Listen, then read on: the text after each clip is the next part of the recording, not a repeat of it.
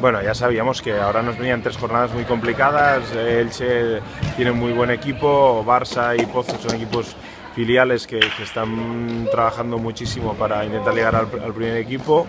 Y bueno, nosotros hemos de seguir en nuestra línea, ¿no? Intentar hacer nuestro juego, intentar hacer nuestra filosofía de equipo. Creo que el sábado gran parte del partido lo conseguimos, pero ellos eran superiores y lo que había que hacer es aprender y seguir mejorando. Y ahora ya pensar en el partido del jueves, que es un otro partido muy complicado, que el objetivo es volver a competirlo, volver a pelearlo y estar los 40 minutos pues, metido dentro del partido, y si lo conseguimos tendremos opciones de conseguir algún punto, ¿no?